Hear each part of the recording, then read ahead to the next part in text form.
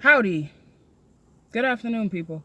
Today, I want to speak about aspiring to become a better version of yourself. Aspiring to become a better version of yourself includes a list of things. If you're already in the mindset that I'm never going to be this, I can't do that, making excuses or filling the void for anything positive because of negativity, there's your problem. We are so indulged in negativity that it's on autopilot in your mind. Did you know that? Like, immediately you see somebody famous, or immediately you see somebody that's a level up from you, or immediately you see somebody that dresses better, talks better, has a higher education. Immediately you think to yourself, I can't do that. Or, nah, there's no way I'll be able to ever get on a jet, my own private jet one day. Or, nah, I'll never be able to travel the world. Or, no, I'll never be able to get my album heard by my favorite aspired music artist of all time. Immediately, your mind goes into negativity, and that's the issue. You have to change slowly but surely and manipulate your own thoughts in your own brain, your own mind into thinking that needs to stop. It depends on how bad you want something. It depends on how much you're willing to dedicate yourself, how much you're willing to motivate yourself into receiving that. A lot of things we encounter, receive, take in, think of, a lot of those things are premeditated. Did you ever think about that? I think about that. Like, it's premeditated because we carry ourselves with negativity. We talk with negativity. We think nothing but negativity. So all we get is negativity. Did you ever think about that? Like, but if you train your thoughts, you train your mind into thinking, I will get on my own private jet one day. I will have my album heard by my favorite aspired artist of all time. I will travel the world. I will get that promotion. I will get that job. I will get that dream car. I will continue to work out every day, eat proper every day, talk positive to myself, write down my goals, and actually one by one, slowly but surely achieve them. If you take the time and practice what it is that you want to do, be, or become, you will do, be, or become those things or that person. I guarantee it. I'm guaranteeing it because there's something inside of me that's not allowing me to be like everybody else.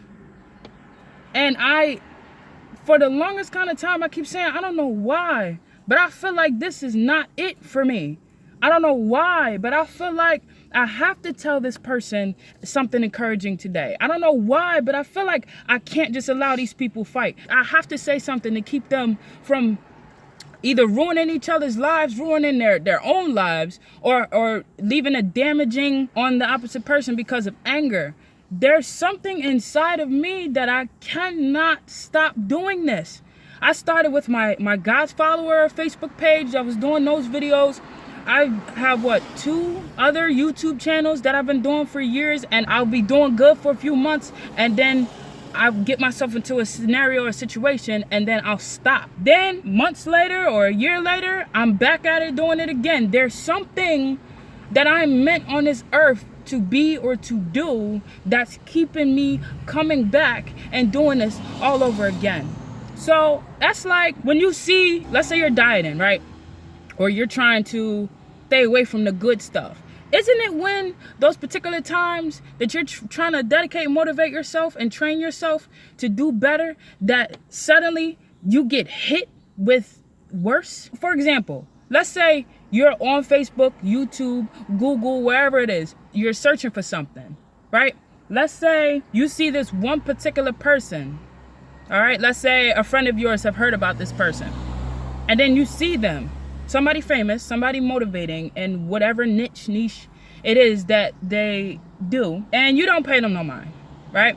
You keep going, you go about your day. Let's say the next day or a few days later, you see this person again. You don't pay it no mind still. It's the consistency of seeing something or being a part of something physically that is going to start capturing your attention and be like, maybe I should start paying attention to this.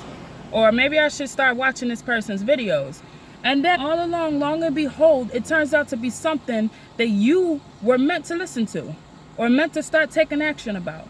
Maybe it's something that you started to dedicate yourself about, but then you started procrastinating, or then life shows up, or you take a second guess and you're just like, nah, maybe this is not for me. There's someone inside of each and every one of us that is 100 million times inspired better version of yourself.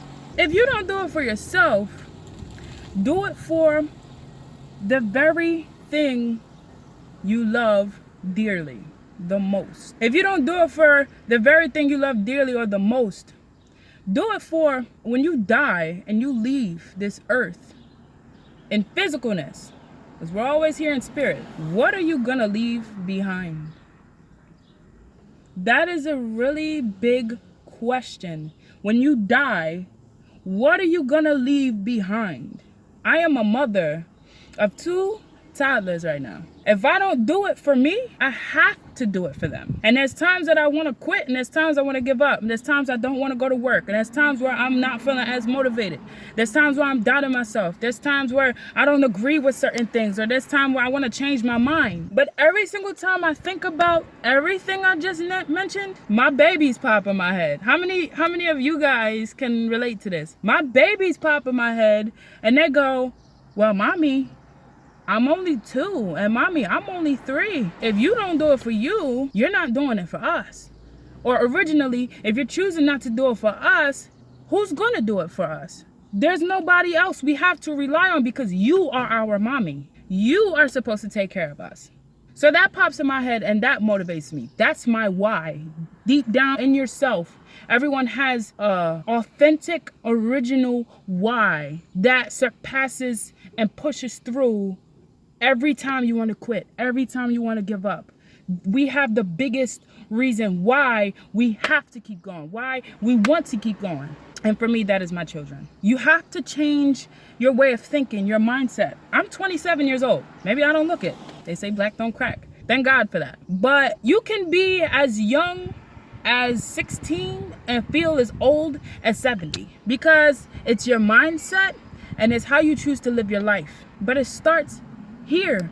It's habits that we do on autopilot because of our original thoughts. Over time, I was told I have to work for 8, 10, and 12 hours a day in order to be a mother, in order to take care of myself, in order to have a place to live, in order to be able to drive this car every day. I have to work those hours. That's not 100% true. No, it's not. It's a stepping stone maybe, but that's it. See, we are programmed growing up to believe that we must get a high school diploma, we must go to college, get that job, and then just work like a slave for the rest of our lives until it's time to retire. And then let's say you got all this debt. You can't retire because you still owe money. That's no way to live. As I mentioned in the previous Instagram video about older people, watching them clean up the community as a job. This shouldn't be like that. So it starts right now. Right now. It's never too late to start. I always tell people when they say, dang, man, it might be too late. No, it's not. Oh, well, college, for example.